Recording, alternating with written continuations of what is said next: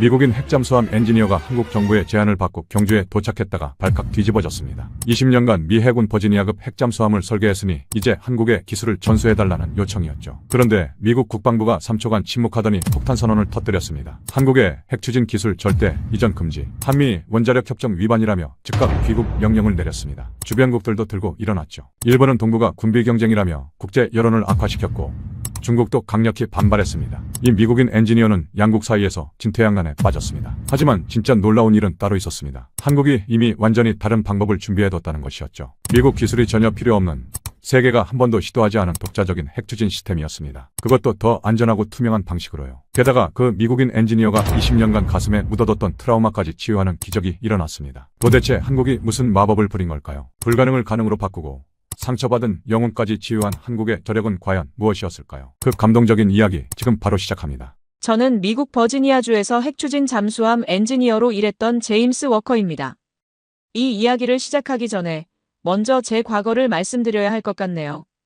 2005년 3월, 저는 미 해군 버지니아급 잠수함 USS 텍사스함의 원자로 구획에서 근무하고 있었습니다. 28살이었던 저는 핵공학을 전공하고 해군에 입대한 지 3년째였죠. 그날도 평범한 훈련이었습니다. 태평양 깊은 바닷속 수심 400m 아래에서 원자로 출력 테스트를 진행하고 있었어요. 그런데 갑자기 냉각 시스템에서 이상 신호가 포착됐습니다.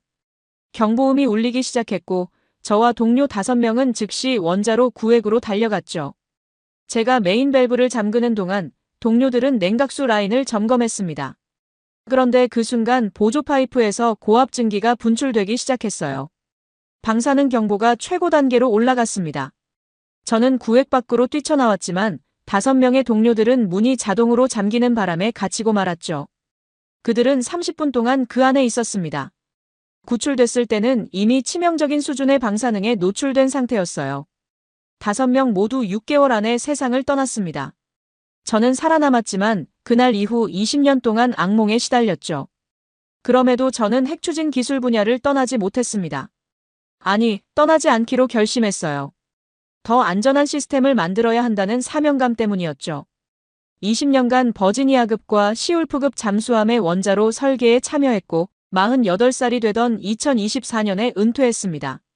은퇴 후 저는 민간 컨설턴트로 일하며 각국 정부의 원자력 안전자문을 맡았어요. 그러던 2025년 8월 한국 정부로부터 이메일 한 통을 받았습니다. 한국이 핵추진 잠수함 개발을 본격화하는데 미국의 전문가 자문이 필요하다는 내용이었죠. 보수는 1년에 30만 달러. 한국 돈으로 4억 원 정도였습니다. 솔직히 말하면 처음엔 거절하려 했어요. 한국의 기술 수준을 잘 몰랐고 무엇보다 핵추진 기술의 위험성을 너무나 잘 알고 있었으니까요. 하지만 제 딸 사라가 강력히 권유했습니다. 사라는 하버드에서 생물학 박사 학위를 받은 촉망받는 과학자였죠. 사라는 제게 이렇게 말했습니다. 아버지가 20년 동안 트라우마에 갇혀 살았다고요. 새로운 환경에서 새로운 도전을 하면 치유가 될 거라고 했습니다. 그 말이 마음에 와닿았어요. 저는 2025년 9월 한국행 비행기에 몸을 실었습니다. 인천공항에 도착했을 때가 아직도 생생하게 기억나네요. 9월의 한국은 선선한 가을 날씨였고 공항은 놀랍도록 깨끗하고 효율적이었습니다. 한국 측 담당자가 저를 경주로 안내했습니다. 서울에서 자동차로 4시간 정도 걸리는 거리였죠.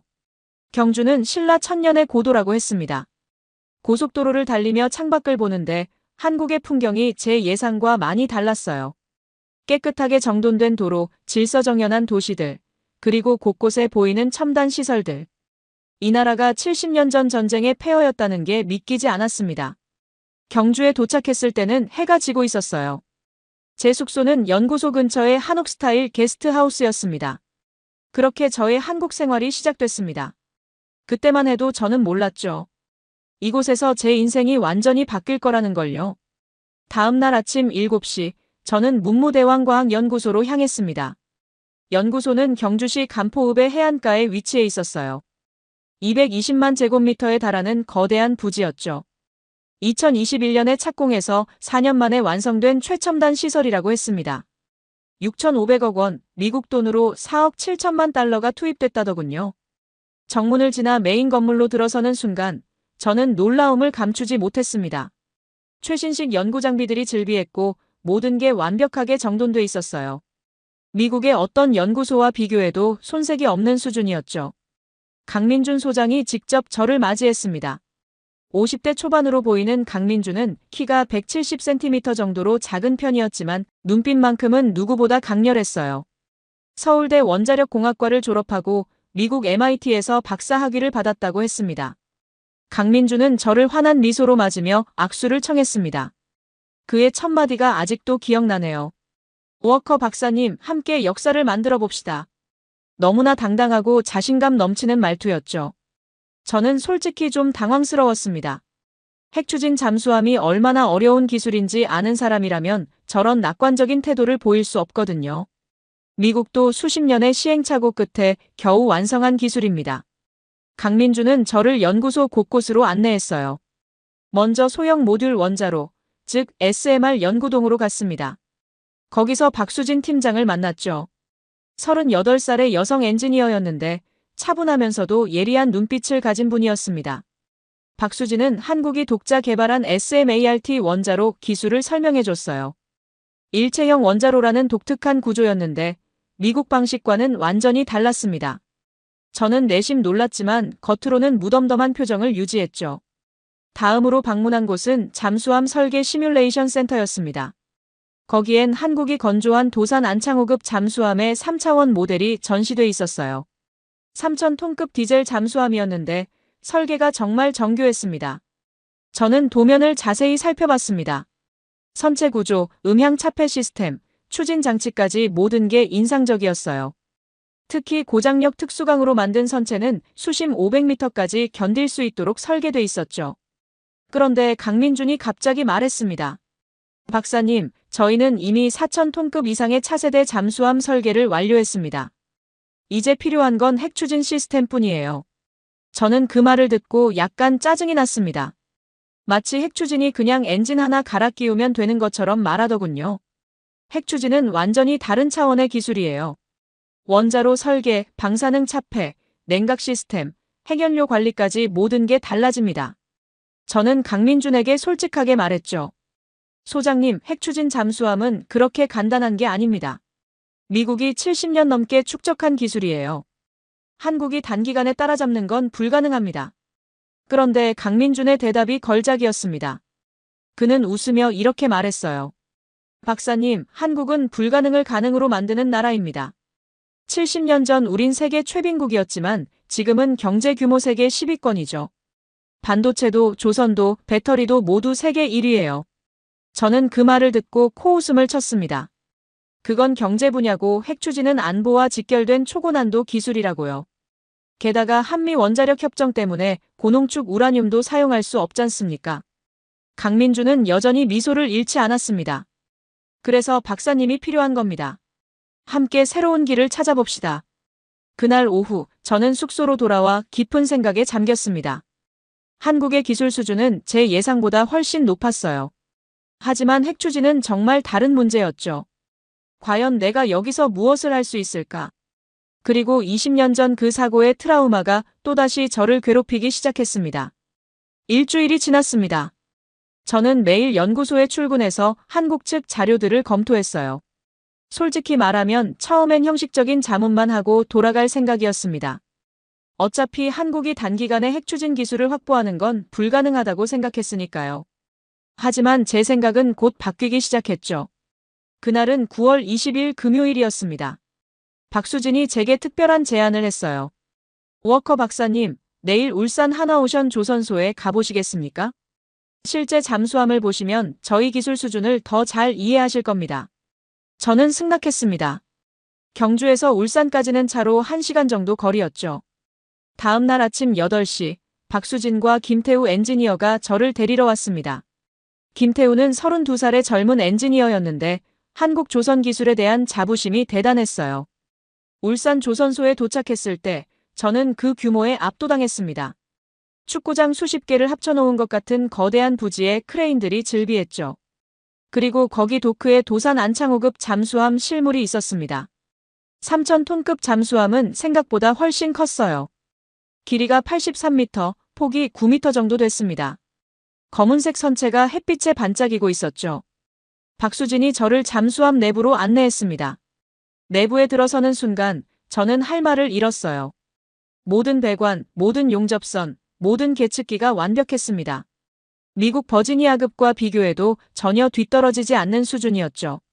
특히 음향 차폐 시스템이 인상적이었습니다. 김태우가 자랑스럽게 설명했어요. 저희가 개발한 고무 타일 기술입니다.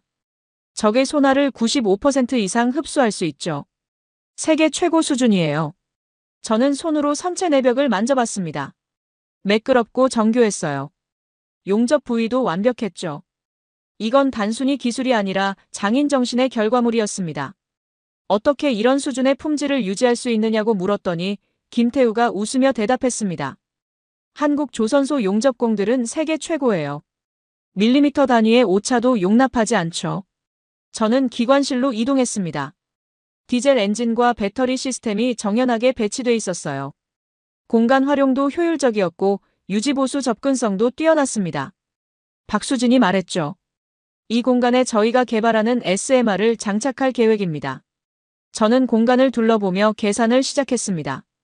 SMR의 크기, 무게, 냉각 시스템, 차폐 구조까지 머릿속으로 빠르게 설계를 그려봤어요.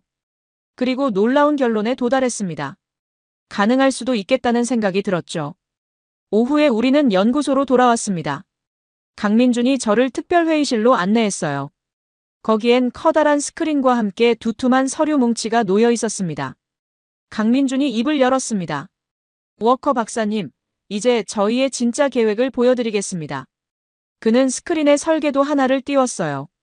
제목은 한국형 소형 모듈 원자로 KR-SMR이었습니다. 저는 숨을 죽이고 설계도를 바라봤습니다. 일체형 구조의 원자로였는데 미국 방식과는 완전히 달랐어요. 증기 발생기, 냉각 펌프, 가압기가 모두 하나의 압력 용기 안에 통합돼 있었죠. 더 놀라운 건 연료봉 설계였습니다. 전홍축 우라늄, 정확히는 20% 미만의 우라늄 235를 사용하는 구조였어요. 이건 한미 원자력 협정상 완전히 합법적인 범위였습니다. 저는 설계도를 1시간 넘게 들여다봤습니다. 세부 사항들을 하나하나 확인했죠. 출력 밀도, 연소 효율, 안전 시스템까지. 그리고 점점 확신이 들기 시작했어요. 이건 작동할 수 있습니다. 제 입에서 자도 모르게 말이 나왔죠. 강민준의 얼굴에 환한 미소가 번졌습니다. 박수진이 추가 자료를 보여줬어요. 프랑스 바라쿠다급 핵잠수함과의 비교 분석이었습니다. 한국 방식이 오히려 더 안전하고 효율적일 수 있다는 내용이었죠. 저는 그날 밤 숙소로 돌아와 잠을 이룰 수 없었습니다. 머릿속이 복잡했어요. 한국의 기술이 제 예상을 완전히 뒤엎었습니다. 이건 단순한 꿈이 아니라 실현 가능한 계획이었죠. 하지만 동시에 두려움도 밀려왔습니다. 20년 전 그 사고가 다시 떠올랐어요. 원자로는 완벽해 보여도 예상치 못한 사고는 언제나 일어날 수 있습니다. 과연 제가 이 프로젝트에 참여해야 하는 걸까요? 그날 밤 저는 딸 사라에게 영상통화를 걸었습니다. 사라는 제 고민을 듣더니 이렇게 말했어요. 아빠, 두려움에서 벗어나는 방법은 도망치는 게 아니에요. 정면으로 맞서는 거죠. 그 말이 제 마음을 움직였습니다. 다음 주 월요일 모든 게 뒤집어졌습니다. 아침 9시 저는 연구소 제 사무실에서 설계 검토 작업을 하고 있었어요. 그때 제 휴대전화가 울렸습니다. 미국 국방부에서 걸려온 전화였죠. 전화를 받은 순간 익숙한 목소리가 들렸습니다. 제임스, 로버트 슈미트야. 로버트는 미국 국방부 국방안보협력국의 부국장이었어요. 제가 해군에 있을 때부터 알던 사이였죠. 하지만 그의 목소리는 평소와 달랐습니다. 차갑고 날카로웠어요. 자네 지금 한국에서 뭐 하는 건가? 우리가 허가한 적 없는데. 저는 당황했습니다. 저는 민간 컨설턴트입니다. 허가가 필요한 일이 아니죠. 하지만 로버트의 대답은 충격적이었어요. 자네가 다루는 건 핵추진 기술이야. 미국의 핵심 군사 기밀이지. 한국에 그 기술을 넘기는 건 국가안보 위협이라고. 저는 반박했습니다. 한국은 우리 동맹국입니다. 게다가 저는 미국 기술을 이전하는 게 아니에요. 그냥 자문만 하고 있습니다. 로버트가 냉소적으로 웃었어요. 자문이라고? 제임스, 자네는 20년간 우리 핵잠수함 설계 핵심에 있었어. 자네 머릿속에 있는 모든 게 기밀이야. 그는 계속 말을 이었습니다. 한미 원자력 협정 알지? 한국은 고농축 우라늄을 군사적으로 사용할 수 없어. 자네가 거기서 뭘 도와주든 결국 협정 위반을 방조하는 거야. 저는 화가 났습니다. 한국은 저농축 우라늄으로 개발하고 있어요. 협정상 아무 문제 없습니다. 하지만 로버트는 들으려 하지 않았죠. 좋아, 그럼 명령이야. 일주일 안에 귀국하라고. 안 그러면 자네 연금 삭감하고 국방 관련 일체의 자문 자격 박탈할 거야. 전화가 끊겼습니다. 저는 멍하니 앉아 있었어요. 20년간 쌓아온 경력이 한순간에 무너질 수 있다는 협박이었습니다. 점심시간 강민준이 제 사무실로 찾아왔습니다. 그의 표정도 어두웠어요. 워커 박사님, 저희도 미국 측으로부터 공식 항의를 받았습니다. 강민준이 태블릿을 보여줬습니다. 미국 국무부가 한국 외교부에 보낸 공문이었죠. 한국의 핵추진 잠수함 개발이 동북아 안보 불안을 야기할 수 있다는 내용이었어요. 더 심각한 건 그 다음이었습니다. 일본 방위성도 공식 성명을 냈더군요. 일본 분석관 타카하시 켄지가 주요 언론에 기고한 글이 문제였습니다. 한국의 핵잠수함은 공격용 무기다. 이는 동북아 군비 경쟁을 촉발할 것이며 지역 안정을 해칠 것이다. 일본은 이에 상응하는 대응 조치를 취할 수밖에 없다. 그 기사는 순식간에 전 세계 언론에 퍼졌습니다. CNN, BBC, 로이터 모두가 보도했죠. 한국의 핵잠수함 개발이 마치 지역 평화를 위협하는 행위인 것처럼 묘사됐습니다. 오후 2시 긴급회의가 소집됐습니다.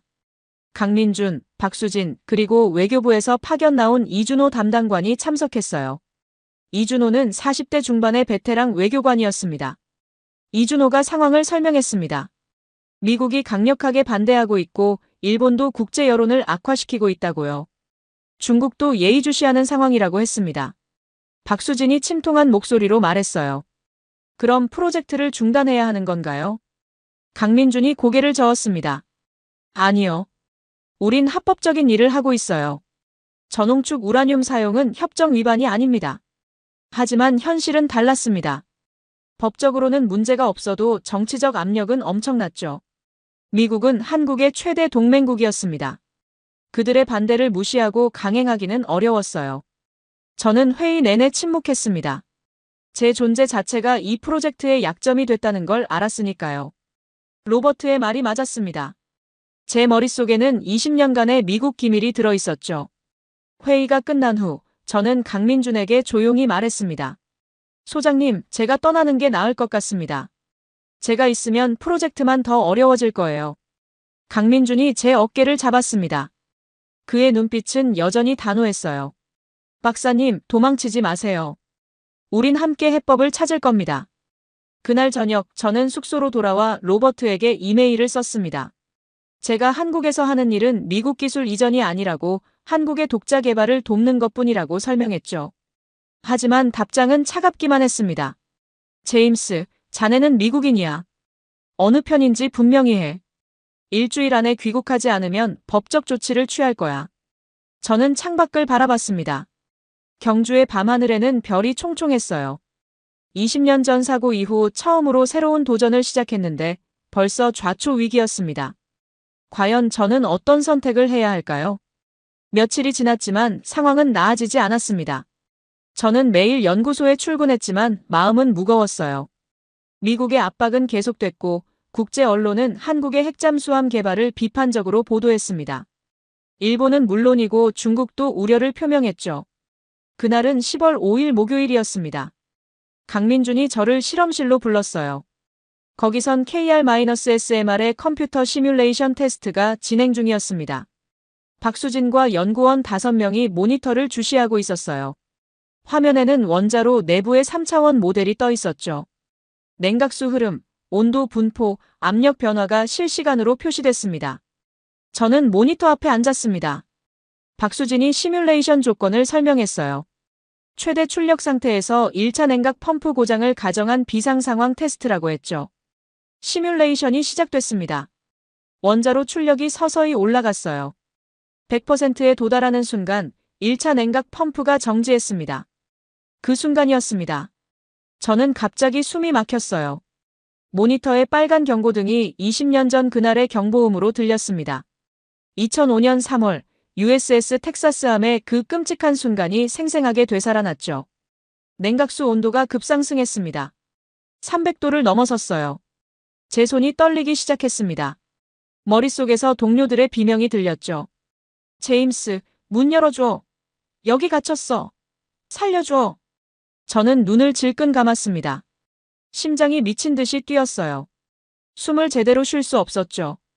과호흡이 시작됐습니다. 박사님, 괜찮으세요? 박수진의 목소리가 들렸지만 멀게만 느껴졌어요. 저는 의자에서 벌떡 일어나 실험실을 뛰쳐나갔습니다. 복도를 지나 건물 밖으로 나갔죠. 시원한 가을바람이 얼굴을 때렸지만 가슴은 여전히 답답했습니다. 강민준이 뒤따라 나왔어요. 그는 아무 말 없이 제 옆에 섰습니다. 한참을 그렇게 서 있었죠. 제가 먼저 입을 열었습니다. 소장님, 죄송합니다. 저는 이 일을 할 수 없을 것 같아요. 강민준이 조용히 물었습니다. 무슨 일이 있었나요? 저는 20년 만에 처음으로 그날의 이야기를 털어놨습니다. 냉각 시스템 고장, 방사능 누출, 갇힌 동료들, 그리고 제가 살아남았다는 죄책감까지 모든 걸 말했어요. 5명이 죽었습니다. 제 눈앞에서요. 저는 살았고 그들은 죽었어요. 그 후로 20년간 악몽에 시달렸죠. 핵추진은 언제나 위험합니다. 아무리 완벽한 설계라도 예상치 못한 사고는 일어나요. 강민준이 잠시 침묵했습니다. 그러다 천천히 입을 열었어요. 박사님, 그 사고는 박사님 잘못이 아닙니다. 그리고 그 사고 때문에 박사님이 20년간 더 안전한 시스템을 만들어 온 거죠. 저는 고개를 저었습니다. 하지만 완벽한 시스템은 없어요. 언젠가 또 사고가 날 겁니다. 강민준의 대답이 제 마음을 울렸습니다. 맞아요. 완벽한 시스템은 없습니다. 그래서 우리가 계속 노력하는 거죠. 두려움을 이기는 방법은 도망치는 게 아니에요. 더 완벽한 안전장치를 만드는 겁니다. 그는 계속 말했습니다. 박사님, 한국은 전쟁의 폐허에서 시작했어요. 우리 부모 세대는 굶주렸고 조부모 세대는 전쟁을 겪었죠. 하지만 포기하지 않았습니다. 불가능해 보이는 걸 하나씩 이뤄냈어요. 반도체 산업도 처음엔 불가능하다고 했습니다. 조선업도 자동차 산업도 마찬가지였죠. 모두가 한국은 못한다고 했어요. 하지만 우린 해냈습니다. 왜냐하면 우린 두려워하면서도 앞으로 나아갔으니까요. 저는 강민준을 바라봤습니다. 그의 눈빛에는 흔들림이 없었어요. 이 사람은 진심으로 믿고 있었습니다. 한국이 해낼 수 있다고요. 소장님, 하지만 미국의 압박은요? 국제사회의 반대는요? 강민준이 웃었습니다. 박사님, 우리가 두려워해야 할 건 실패가 아니에요. 시도조차 하지 않는 겁니다. 미국도 처음엔 반대했지만 우리가 올바른 방법을 보여주면 결국 인정할 거예요. 그날 저녁, 저는 오랜만에 제대로 된 저녁 식사를 했습니다. 강민준이 연구원들과 함께 경주 시내 한정식집으로 저를 데려갔어요. 윤서연 연구원이 한국 전통 음식들을 소개해줬습니다. 불고기, 갈비찜, 된장찌개, 그리고 수십 가지 반찬들. 모든 음식이 정성스럽고 세심했어요. 음식을 먹으며 연구원들의 이야기를 들었습니다. 그들은 모두 한국의 기술 독립을 꿈꾸고 있었죠. 미국에 의존하지 않고 우리 힘으로 안보를 지키겠다는 열정이 대단했습니다. 식사 후 숙소로 돌아오는 길, 저는 경주 시내를 걸었어요. 첨성대를 지나 동궁과 월지 앞을 지났죠. 1400년 전에 만들어진 유적들이 여전히 그 자리에 있었습니다. 그 순간 깨달았습니다. 한국은 수천 년간 수많은 위기를 극복해온 나라라는 걸요. 이 작은 나라가 여기까지 온 건 결코 우연이 아니었습니다. 그날 밤 저는 딸 사라에게 메시지를 보냈습니다. 나 한국에 좀 더 있을 것 같아. 여기서 뭔가 의미 있는 일을 해보려고. 다음 주 제 한국 생활이 본격적으로 시작됐습니다. 최영미 통역사가 제 일상을 돕기 시작했어요. 최영미는 35살의 명랑한 여성이었습니다. 이화여대 통번역대학원을 졸업하고 5년간 국제회의 통역을 해왔다고 했죠. 그녀는 단순히 통역만 하는 게 아니었습니다. 제가 한국 생활에 적응할 수 있도록 모든 걸 도와줬어요. 은행 업무, 휴대전화 개통, 심지어 맛있는 식당까지 소개해줬죠. 토요일 오후, 최영미가 저를 경주 역사 유적지 투어에 데려갔습니다. 첫 번째 목적지는 석굴암이었어요. 토암산 중턱에 위치한 1300년 된 석굴 사원이었죠. 석굴암에 들어서는 순간 저는 숨이 멎는 듯한 느낌을 받았습니다. 화강암으로 만든 돔 형태의 천장이 완벽한 곡선을 이루고 있었어요. 중앙에는 높이 3m가 넘는 석가모니 좌상이 자리하고 있었죠. 최영미가 설명했습니다. 이건 서기 751년에 만들어졌어요. 놀라운 건 1300년 동안 한 번도 무너지지 않았다는 거죠. 지진에도 전쟁에도 견뎌냈습니다. 저는 천장의 돌들을 자세히 살펴봤어요. 각 돌들이 완벽하게 맞물려 있었습니다. 현대공학으로도 쉽지 않은 정밀도였죠. 게다가 환기 시스템까지 갖춰져 있었습니다. 이건 단순한 종교 건축물이 아니었습니다. 첨단 공학의 결정체였어요. 1300년 전 한국인들이 이런 수준의 기술을 갖고 있었다는 게 믿기지 않았습니다. 다음으로 방문한 곳은 첨성대였습니다.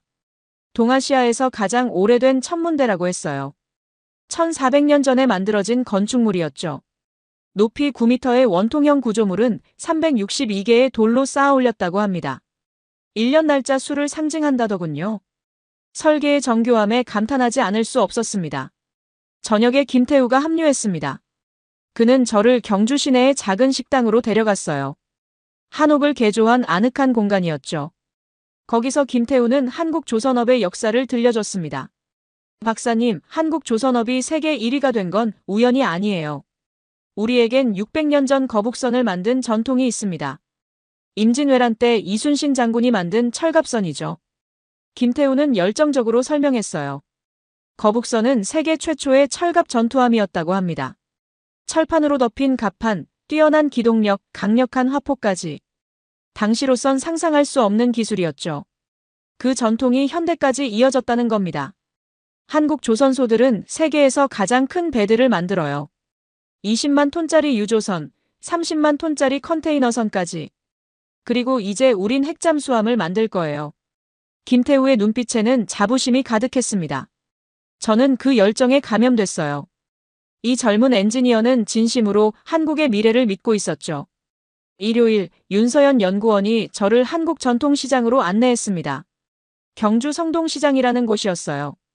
수십 개의 상점들이 늘어선 활기찬 시장이었죠. 윤서연은 저를 여기저기 데리고 다니며 한국 음식을 소개했습니다. 떡볶이, 순대, 김밥, 호떡까지.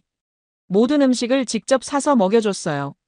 그녀의 세심한 배려에 감동했습니다. 점심은 시장 안 작은 식당에서 먹었어요. 메뉴는 비빔밥이었습니다. 여러 가지 나물과 고기, 계란이 밥 위에 예쁘게 놓여 있었죠. 윤서연이 비비는 법을 가르쳐줬습니다. 비빔밥을 먹으며 저는 한국 음식의 철학을 이해하기 시작했어요. 조화와 균형이었습니다. 여러 재료가 각자의 맛을 유지하면서도 하나로 어우러지는 거죠. 이건 단순히 음식만의 이야기가 아니었습니다. 한국인들의 삶의 방식이었어요. 개인의 특성을 살리면서도 공동체와 조화를 이루는 것. 윤서연이 말했습니다. 박사님, 한국 사람들은 빨리빨리를 좋아하지만 동시에 정도 중요하게 생각해요. 효율과 인간미를 함께 추구하는 거죠. 그 말이 제 마음에 와닿았습니다. 지난 몇 주간 제가 경험한 한국이 바로 그랬어요. 강민준의 열정과 세심함, 박수진의 전문성과 배려, 김태우의 자부심과 겸손까지. 모든 게 균형을 이루고 있었죠. 월요일 아침 정대한 제독이 연구소를 방문했습니다. 정대한은 70대 초반의 전직 해군 제독이었어요. 40년간 해군에서 복무하며 한국 해군 현대화에 기여한 전설적인 인물이었죠. 정대한은 저와 점심을 함께 했습니다. 연구소 구내식당에서 간단히 식사하면서 그는 한국 해양 안보의 역사를 들려줬어요. 워커 박사, 한국은 삼면이 바다인 나라입니다. 우리의 생명줄은 해상 무역로죠. 하지만 주변국들은 모두 강력한 해군력을 보유하고 있어요. 정대한의 목소리에는 절박함이 묻어났습니다. 북한은 잠수함 70척을 보유했고 중국은 핵잠수함까지 운용합니다. 일본도 사실상 항공모함을 건조하고 있죠. 우리만 재래식 잠수함에 의존할 수는 없어요. 그는 제 눈을 똑바로 바라봤습니다. 핵잠수함은 사치가 아니에요. 생존의 문제입니다. 박사님의 도움이 절실히 필요합니다. 그 순간 저는 결심했습니다. 이건 더 이상 제 개인의 문제가 아니었어요. 한국의 안보, 나아가 동북아 평화의 문제였죠. 제가 가진 지식과 경험을 나눠야 한다고 생각했습니다. 10월 중순, 상황이 급격히 악화되기 시작했습니다. 일본의 타카하시 켄지가 국제학술지에 긴 논문을 발표했어요. 제목은 한국의 핵잠수함 개발과 동북아 안보 딜레마였습니다. 논문은 매우 정교하게 작성됐지만 결론은 명확했죠. 한국의 핵추진 잠수함 보유는 일본과 중국의 대응 조치를 불러올 것이며 결국 동북아에서 새로운 군비 경쟁이 시작될 것이다. 이는 지역 전체의 안보를 위협하는 행위다. 논문은 순식간에 국제안보 커뮤니티에 퍼졌습니다. 미국 싱크탱크들도 세미나를 열었어요. 대부분 부정적인 견해였죠. 한국의 핵잠수함 개발을 우려하는 목소리가 높았습니다. 더 심각한 건 중국의 반응이었습니다. 중국 국방부 대변인이 정례 브리핑에서 공식 입장을 밝혔어요. 우리는 한반도 비핵화를 지지하며 어떤 형태로든 핵 관련 군사활동에 반대한다. 이건 노골적인 경고였습니다. 중국은 한국의 핵잠수함을 핵무장의 전 단계로 보고 있었던 거죠. 물론 이건 오해였습니다. 핵추진과 핵무장은 완전히 다른 문제였으니까요. 한국 정부는 해명에 나섰습니다. 외교부가 성명을 발표했어요.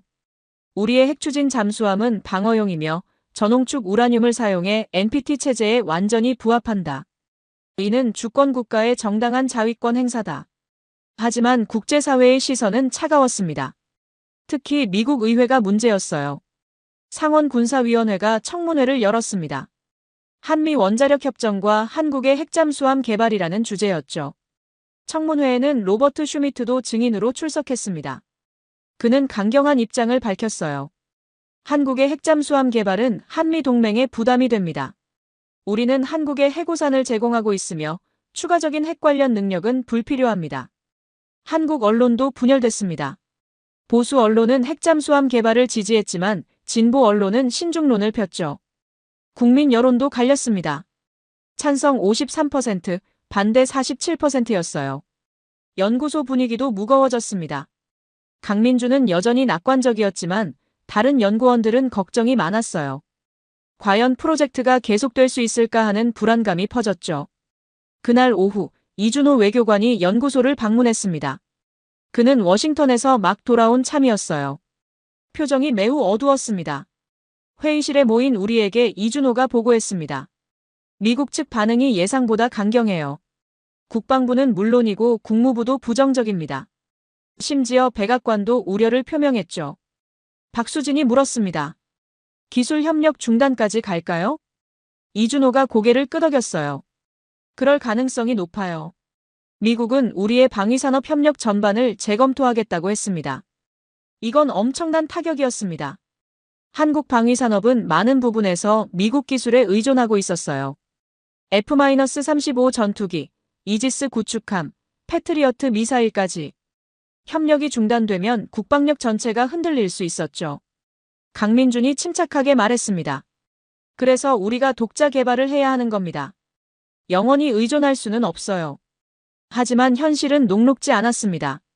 김태우가 최근 자료를 공유했어요. 주요 부품 공급업체들이 하나둘 발을 빼기 시작했다는 겁니다. 미국의 눈치를 보는 거죠. 더 큰 문제는 자금이었습니다. 정부 예산 심의가 다가오는데 야당이 핵잠수함 예산 삭감을 주장하고 나섰어요. 국제사회의 우려를 이유로 들었죠. 저는 회의 내내 침묵했습니다. 이 모든 문제의 중심에 제가 있다는 걸 알았으니까요. 미국은 저를 압박의 지렛대로 사용하고 있었습니다. 회의가 끝난 후 저는 강민준과 단둘이 남았습니다. 소장님, 제가 공개적으로 입장을 밝히면 어떨까요? 제가 미국 기술을 이전하는 게 아니라 한국의 독자 개발을 돕는 것뿐이라고요. 강민준이 고개를 저었습니다. 그러면 박사님만 더 곤란해져요. 미국은 박사님을 반역자로 몰 겁니다. 저는 답답했습니다. 그럼 어떻게 해야 하죠? 강민준이 잠시 생각하더니 말했습니다. 우리에게 필요한 건 명분이에요. 미국도 일본도 중국도 반박할 수 없는 정당성 말입니다. 그날 밤 저는 오랜만에 마크 존슨에게 전화를 걸었습니다. 마크는 20년 전 그 사고에서 저와 함께 살아남은 유일한 동료였어요. 지금은 버지니아 공대 교수로 있었죠. 마크는 제 상황을 듣더니 놀랐습니다. 제임스, 자네 미쳤나?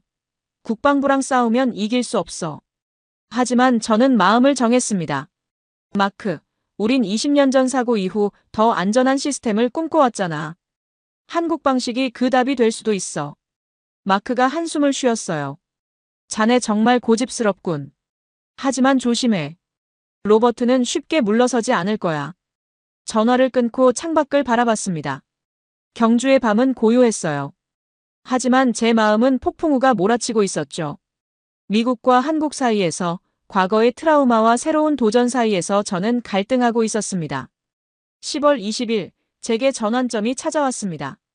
저는 주말 내내 연구소에 남아 KR-SMR 설계도를 면밀히 검토했어요. 강민준의 허락을 받아 모든 기술 자료에 접근할 수 있었죠. 냉각 시스템, 제어봉 설계, 연료봉 배치까지 모든 걸 샅샅이 뒤졌습니다. 일요일 저녁 마침내 제가 찾던 답을 발견했습니다.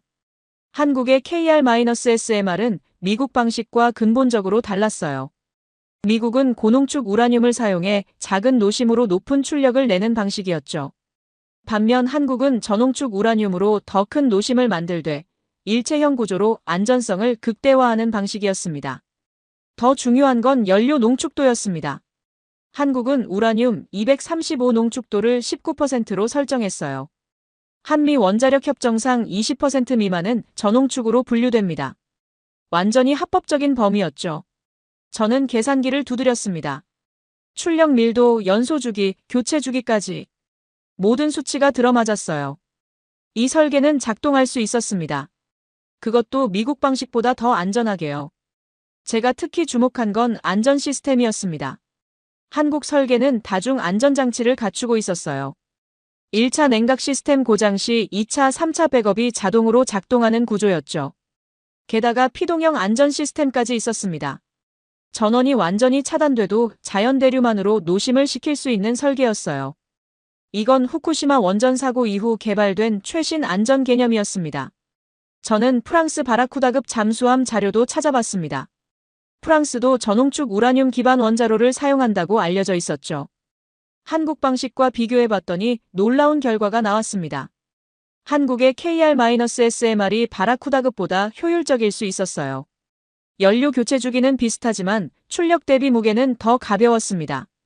소음도 더 낮을 것으로 예상됐죠.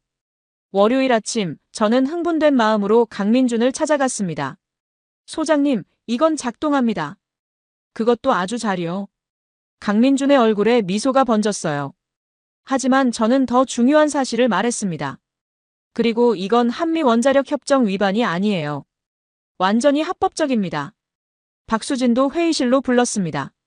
저는 화이트보드를 가득 채우며 설명했어요. 한국 방식이 왜 미국 기술과 무관한지, 왜 협정 위반이 아닌지를 증명했죠. 핵심은 기술의 독자성이었습니다. 한국의 SMART 원자로는 미국 기술을 기반으로 하지 않았어요. 일체형 설계는 완전히 독자적인 개념이었죠.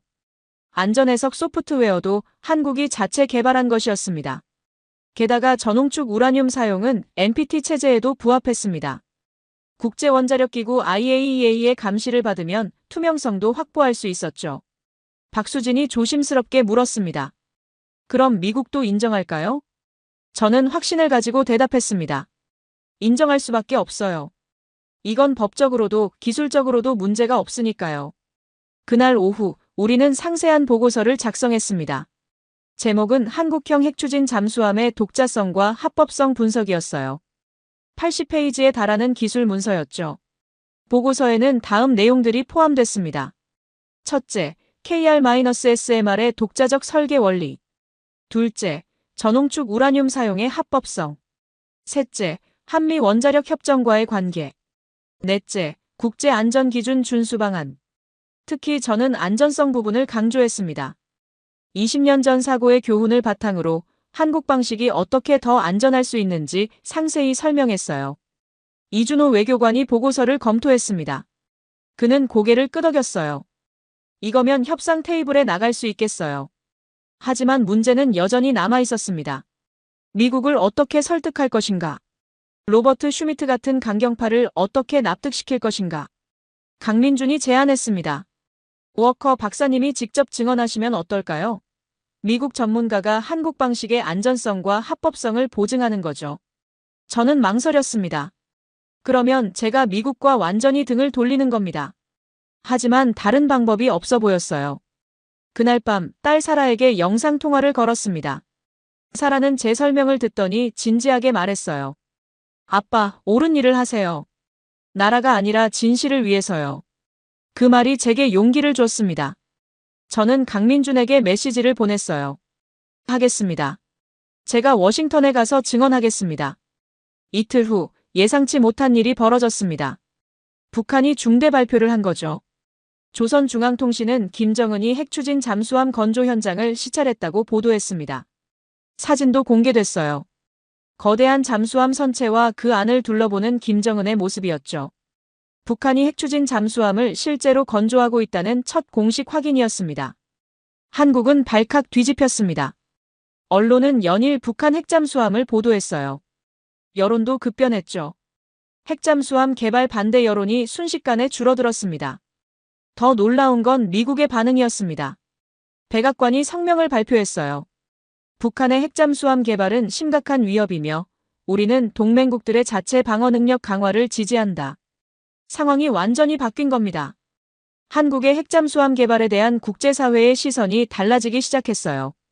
이제 위협이 아니라 필요한 자위수단으로 인식되기 시작한 거죠. 마누엘 문제는 해결됐지만 동티모르 언론은 여전히 시끄러웠습니다. 일부 언론이 제 외교 방식을 비난하기 시작했거든요. 너무 친한국 성향이라는 거였죠. 특히 한 신문사가 문제였어요. 그들은 연일 제목을 뽑았습니다. 호세 라모스, 한국의 꼭두각시인가? 동티모르 주권 포기한 외교관. 이런 식이었죠. 샤나나 총리님은 신경 쓰지 말라고 하셨어요. 언론은 원래 그런 거라고요. 하지만 저는 마음이 아팠습니다. 조국을 위해 최선을 다하는데 오해를 받는 게 괴로웠거든요. 더 큰 문제는 동티모르 내각회의에서 제 거취 문제가 거론됐다는 겁니다. 부총리가 제기했대요. 호세 국장이 한국에 너무 의존하는 것 아니냐고요. 카를로스가 전화로 알려줬어요. 형, 상황이 안 좋아. 내각에서 형을 다른 부서로 보내려는 움직임이 있어. 아세안 담당에서 물러나게 할 수도 있대. 저는 좌절감이 들었습니다. 옳은 일을 했는데 왜 이런 대가를 치러야 하죠? 범죄 조직과 싸우겠다고 했을 뿐인데 왜 공격받아야 하나요? 그날 밤 혼자 호텔방에 앉아 있었어요. 창밖으로 쿠알라룸푸르의 야경이 보였죠. 아름다운 도시였지만 제 마음은 어두웠습니다. 어머니께 전화를 걸었어요. 어머니는 제 목소리만 듣고도 아셨대요. 호세, 힘들구나. 저는 울음이 터졌습니다. 어머니, 저 잘못한 거예요? 제가 너무 앞서간 건가요? 어머니가 말씀하셨어요. 아니야, 호세. 넌 옳은 일을 했어. 1999년 그날 밤 이사벨이 마지막으로 한 말 기억하니? 기억하죠. 이사벨이 총에 맞기 직전에 저한테 말했어요. 오빠, 두려워하지 마. 우리는 자유로워질 거야. 어머니가 계속 말씀하셨습니다. 이사벨은 자유를 위해 싸웠어. 넌 지금 그 자유를 지키고 있는 거야. 포기하지 마라. 내 여동생이 지켜보고 있어. 그 말씀에 힘이 났습니다. 맞아요. 저는 이사벨의 목까지 살기로 했었죠. 포기할 수 없어요. 하지만 다음 날 아침 더 충격적인 소식이 들려왔습니다. 동티모르 내각이 긴급회의를 소집했대요. 안건은 저의 즉각 귀국 명령이었죠. 샤나나 총리님이 제게 전화하셨어요. 호세, 미안하네. 내가 막지 못했어. 내각 과반이 자네 귀국을 요구하고 있어. 내일 표결이 있을 거야. 저는 멍했습니다. 결국 이렇게 끝나는 건가요? 동티모르의 첫 아세안 정상회의 참석이 수치로 끝나는 건가요? 박민준에게 전화를 걸었어요. 민준아, 나 아마 내일 귀국해야 할 것 같아. 민준이는 놀랐어요. 뭐라고요? 왜요? 사정을 설명했습니다. 민준이는 화가 났어요. 말도 안 돼요. 형님이 뭘 잘못했는데요? 형님은 영웅이에요. 하지만 현실은 냉정했습니다. 정치는 그런 거예요. 옳고 그름이 아니라 힘의 논리로 움직이죠. 그날 저녁 저는 짐을 쌌습니다. 내일 아침 표결 결과가 나오면 바로 떠나야 할 테니까요. 가슴이 아팠어요. 이사벨 사진을 꺼내봤습니다. 14살 소녀의 밝은 미소. 누나, 미안해. 오빠가 끝까지 못 지켰어. 하지만 그때 문을 두드리는 소리가 들렸습니다. 문을 열었더니 이강민 님이 서 계셨어요. 그분은 제 방 안을 보더니 물으셨습니다. 짐 싸고 있었어? 저는 고개를 끄덕였죠. 내일 귀국해야 할 것 같아요. 이강민 님이 들어오셨어요. 그분은 제 어깨에 손을 얹으셨죠. 호세, 26년 전 기억나? 그날 자네를 구하면서 내가 뭐라고 했는지. You safe now. 너 안전하다고 하셨죠. 이강민 님은 고개를 끄덕이셨어요. 맞아. 그리고 하나 더 말했어. We protect you. 우리가 지킨다고. 그 약속은 지금도 유효해. 한국은 자네를 지킬 거야. 동티모르가 자네를 버린다고 해도 한국은 자네 편이야. 저는 눈물이 났어요. 고맙습니다, 소대장님. 하지만 제가 할 수 있는 게 뭐가 있겠어요? 이강민 님이 말씀하셨어요. 포기하지 마. 내일까지 아직 시간 있어. 기적은 마지막 순간에 일어나는 법이야. 그분이 떠나고 나서 저는 다시 생각했습니다. 포기하지 말자. 마지막까지 싸우자. 다음 날 아침 동티모르 내각회의가 열렸어요. 시차 때문에 말레이시아는 오전 8시였지만 동티모르는 오전 10시였죠. 저는 화상으로 회의에 참석했습니다. 부총리가 먼저 발언했어요.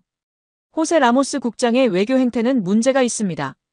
한국에 지나치게 의존하고 있어요. 우리는 독립국가로서 균형 외교를 해야 합니다. 다른 장관들도 동조했어요. 중국과의 관계도 중요하다. 한국만 편들면 곤란하다. 이런 식이었죠. 샤나나 총리님이 저를 옹호해 주셨어요. 호세 국장은 우리 국익을 위해 최선을 다했습니다. 범죄 조직과 싸우는 게 뭐가 잘못됐습니까? 하지만 부총리가 반박했어요. 그 과정이 문제입니다. 한국과 너무 밀착했어요. 이건 외교가 아니라 사대주의입니다. 사대주의라는 말에 제 가슴이 찢어졌어요. 저는 결코 사대주의자가 아닙니다. 저는 동티모르를 사랑해요. 다만 은혜를 갚고 싶었을 뿐이에요. 표결이 시작됐습니다. 15명의 내각 구성원이 투표했어요. 과반인 8표가 나오면 저는 즉각 귀국 명령을 받는 겁니다. 하나씩 표가 개표됐어요. 찬성 하나, 찬성 둘, 반대 하나, 찬성 셋. 제 심장이 너무 빨리 뛰었습니다. 7번째 표까지 개표됐을 때 찬성이 5표였어요. 반대는 2표. 1표만 더 나오면 끝이었죠. 그때 갑자기 회의실 문이 열렸습니다. 비서관이 급히 들어왔어요. 총리님, 긴급 연락입니다. 한국 대통령께서 전화하셨습니다. 회의가 중단됐어요. 샤나나 총리님이 전화를 받으셨죠. 스피커폰이었기 때문에 저도 들을 수 있었습니다. 이재명 대통령의 목소리가 들렸어요. 샤나나 총리님, 호세 라모스 국장에 대해 말씀드리고 싶습니다. 그분은 진정한 애국자입니다. 대통령님은 계속 말씀하셨어요. 1990년 한국이 동티모르를 도왔던 건 의무가 아니었습니다. 우리도 식민지와 전쟁을 겪었기에 동티모르의 아픔을 이해했기 때문이죠. 호세 국장은 그 은혜를 기억하고 보답하려는 겁니다. 이게 어떻게 사대주의입니까? 이건 정의이고 우정입니다. 그리고 한국은 동티모르와 계속 함께할 것입니다. 범죄공조센터 설립을 약속드립니다. 내년에 경제협력도 2배로 늘리겠습니다. 부총리의 얼굴이 굳어졌어요. 한국 대통령이 직접 개입한 겁니다. 이건 예상 밖이었죠. 총리님이 대답하셨어요. 대통령님, 감사합니다. 우리는 호세 국장을 신뢰합니다. 그리고 한국을 신뢰합니다. 전화가 끊기고 표결이 재개됐습니다. 남은 8표가 개표됐어요. 놀랍게도 모두 반대표였습니다. 최종 결과는 찬성 5, 반대 10. 저는 남을 수 있게 됐어요. 회의 후 총리님이 저를 격려해 주셨어요. 호세, 잘 견뎠네. 한국이 자네를 지켜줬어. 저는 감사했습니다. 저녁에 이재명 대통령님께 감사 인사를 드렸어요. 대통령님은 웃으시며 말씀하셨습니다. 국장님이 보여준 용기가 저를 움직였어요. 계속 힘내세요. 위기를 넘기고 나서 회의 분위기가 바뀌었습니다. 각국 대표들이 저를 다르게 보기 시작했어요.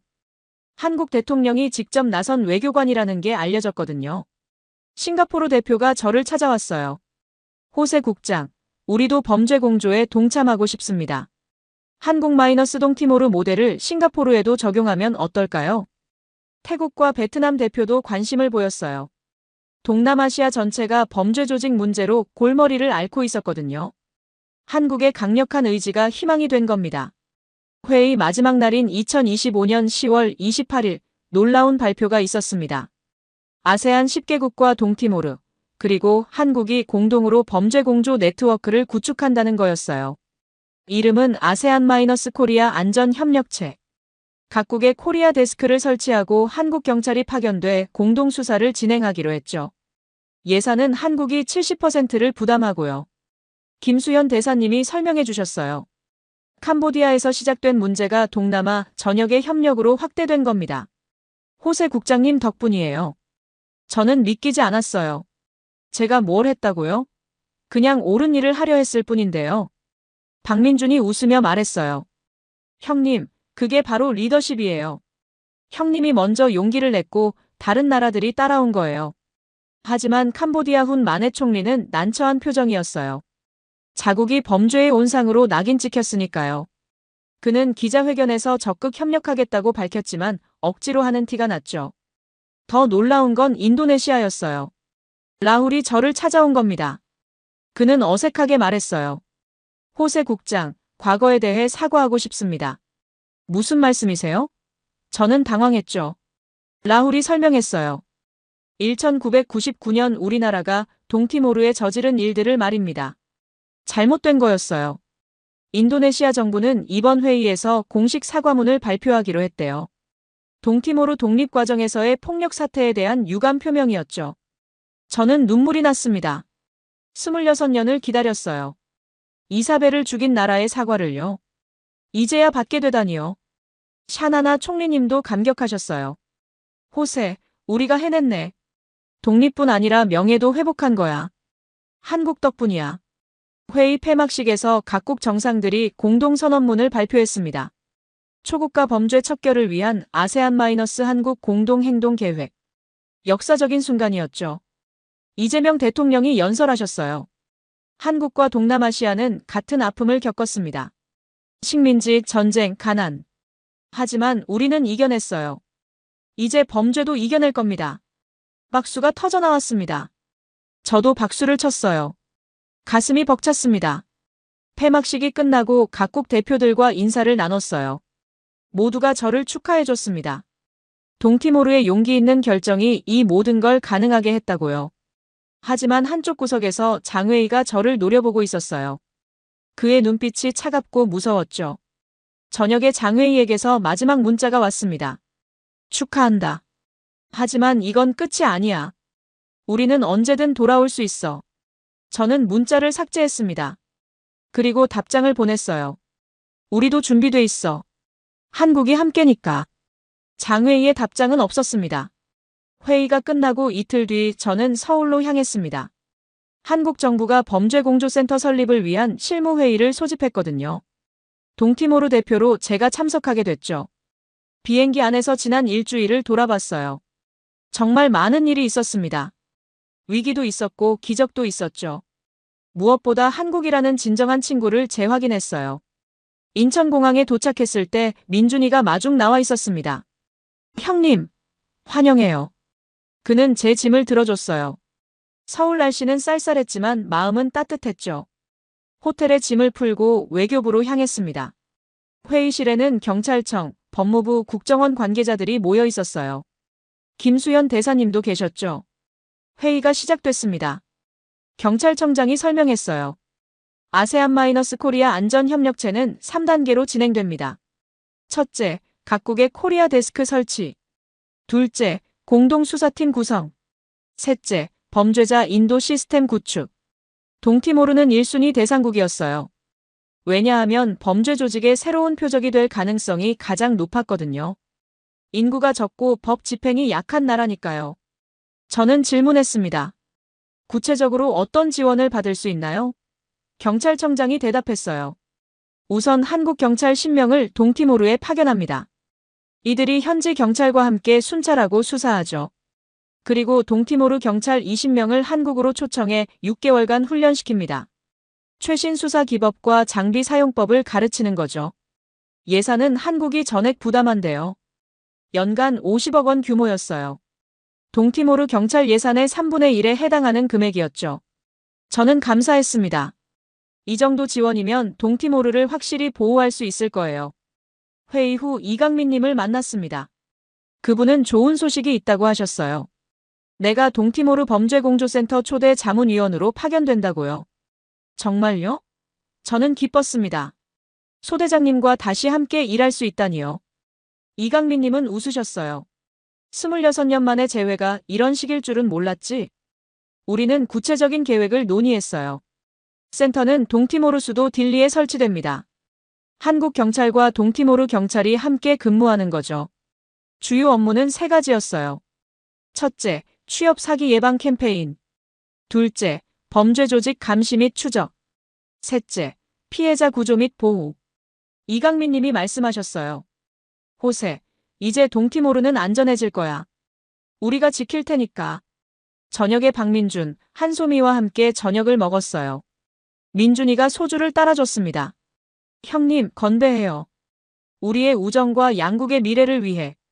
우리는 잔을 부딪혔어요. 한소미가 말했죠. 국장님, 정말 멋있으세요.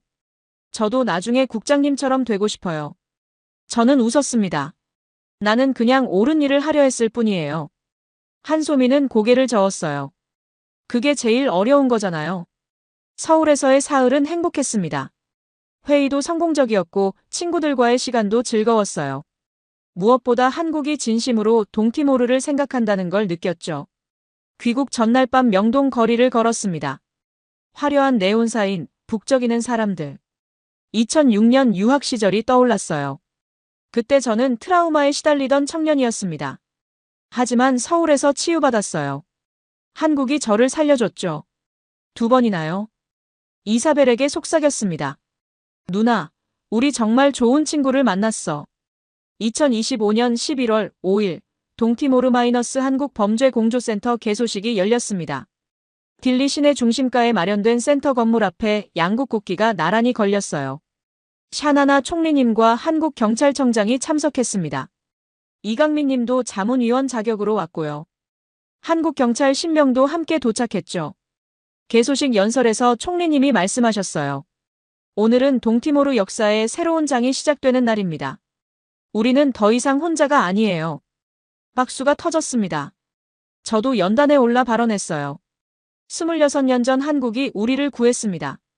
오늘 다시 한국이 우리와 함께합니다. 영원히 감사할 겁니다. 개소식이 끝나고 실무 작업이 시작됐어요. 한국 경찰들이 동티모르 경찰과 팀을 이뤘죠. 그들은 공항과 항구를 중심으로 순찰을 시작했습니다. 첫 성과는 빨랐어요. 개소 일주일 만에 수상한 중국인 3명을 체포했거든요. 그들은 취업 사기 조직원들이었어요. 동티모르 청년들을 캄보디아로 데려가려 했죠. 한국 경찰이 신문했습니다. 중국어와 영어로요. 범인들은 장외의 조직과 연결돼 있었어요. 동티모르를 새로운 거점으로 만들려던 계획이 드러났죠. 이강민 님이 말씀하셨어요. 호세, 우리가 제때 막은 거야. 조금만 늦었어도 동티모르가 제2 캄보디아가 될 뻔했어. 저는 소름이 돋았습니다. 정말 위험한 상황이었네요. 한국이 없었다면 어떻게 됐을까요? 하지만 장외의 조직은 포기하지 않았습니다. 11월 중순, 동티모르 국경 지역에서 수상한 움직임이 포착됐어요. 인도네시아 쪽에서 무장 괴한들이 침투를 시도했대요. 센터가 즉각 대응했습니다. 한국 경찰과 동티모르 군이 합동작전을 펼쳤죠. 국경을 봉쇄하고 수색에 나섰어요. 이틀간의 추적 끝에 괴한들을 체포했습니다. 5명이었어요. 신문 결과 충격적인 사실이 밝혀졌죠. 그들의 목표는 저였습니다. 호세 라모스 암살 계획이었어요. 장외의가 보낸 자객들이었죠. 경찰청장이 저를 보호 조치했습니다. 경호원 2명이 배치됐어요. 이강민 님도 항상 제 곁에 계셨죠. 저는 두려웠습니다. 진짜로 죽을 수도 있었던 거예요. 하지만 동시에 화가 났어요. 장외의 이 자식이 끝까지 나를 노리는구나. 민준이가 전화로 걱정했어요. 형님, 괜찮으세요? 한국으로 피신하는 게 어때요? 저는 거절했습니다. 아니야. 나는 여기서 싸울 거야. 11월 20일, 더 큰 사건이 터졌습니다. 캄보디아 경찰이 장웨이를 체포한 거예요. 한국 코리아 전담반과 캄보디아 경찰의 합동작전이었죠. 뉴스를 보는 순간 저는 소리를 질렀어요. 해냈다. 드디어 잡았어. 카를로스가 저를 안아줬어요. 형, 끝났어. 이제 안전해. 하지만 장웨이 체포는 시작에 불과했습니다. 그의 조직은 거대했어요. 캄보디아, 라오스, 미얀마 전역에 퍼져 있었죠. 한국과 아세안 국가들은 대대적인 소탕 작전을 펼쳤습니다. 11월 한 달간 200명이 넘는 조직원들이 체포됐어요. 특히 보호사 산속의 범죄 단지가 급습당했습니다. 한국인 피해자 30명이 구조됐죠. 그들은 울면서 고마워했대요. 저는 텔레비전으로 구조 장면을 봤습니다. 눈물이 났어요. 저 사람들이 살아남았구나. 한국이 구해줬구나. 이강민 님이 옆에서 말씀하셨어요. 호세, 자네 덕분이야. 자네가 용기를 냈기에 이 모든 게 가능했어. 저는 고개를 저었습니다. 아니에요. 한국 덕분이에요. 12월 초 장웨이 재판이 시작됐습니다. 캄보디아 법정이었어요. 저도 증인으로 출석 요청을 받았죠. 비행기를 타고 푸놈펜으로 갔습니다. 한국 경찰 2명이 저를 호위했어요. 이강민 님도 동행하셨고요. 법정에서 장웨이를 마주쳤습니다. 그는 수갑을 찬 채 피고석에 앉아 있었어요. 저를 보더니 비웃었죠. 검사가 제게 질문했습니다. 피고가 당신을 협박했습니까? 저는 증언했어요. 네, 여러 번 협박했습니다. 돈을 제시하고 회유도 했죠. 장웨이의 변호사가 반대 신문을 했어요. 증거가 있습니까? 저는 핸드폰을 꺼냈습니다. 문자 메시지 기록이 있어요. 법정에 문자들이 공개됐습니다. 당신 가족을 생각하세요. 조용히 하는 게 좋을 겁니다. 이런 내용들이었죠. 재판부가 심각한 표정으로 장웨이를 쳐다봤어요. 방청석에서는 웅성거림이 들렸죠.